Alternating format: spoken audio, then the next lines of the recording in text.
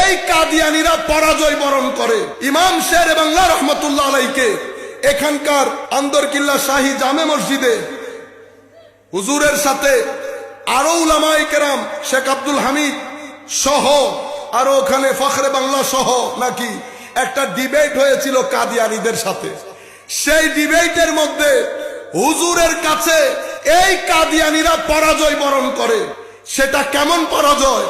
হুজুরের দলিলের সামনে তারা যে জবান খুলবে তারা সেই দুঃসাহস দেখাইতে পারে নাই।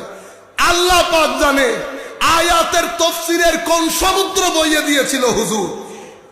এই আলেম শুধু তাফসীর করেছে তা না, চোখের একটা ভাষা, জবানের একটা ভাষা, সিনার মধ্যে তাসিরে মুস্তাফা।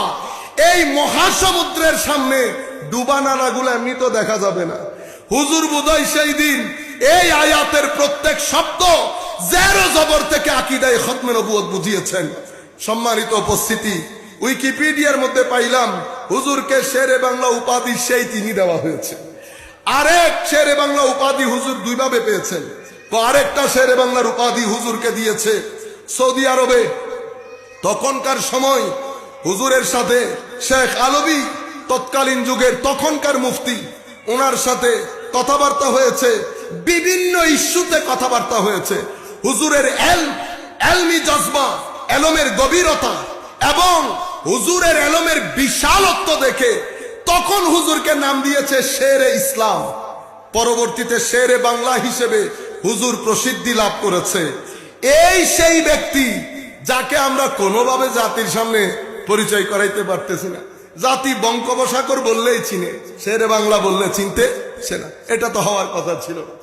বঙ্গোপসাগরের নাম দেখলে যেমনে চিনবে, শেরে বাংলাকেও ঠিক সেভাবে চিনতে পারবে। আমার ভাইয়েরা, মওদুদীকে যদি ঘরে ঘরে পরিচয় করিয়ে দিতে পারে, আমরা শেরে বাংলাকে পরিচয় করতে পারি না। তার মানে বোঝা যাচ্ছে আমাদেরকে আল্লাহ আর নিয়ামত দান করবে না, কারণ আমরা নিয়ামতের কদর করতে জানি না। আমরা নিয়ামত গুলাকে একে একে সমালোচনার সম্মুখীন করছি।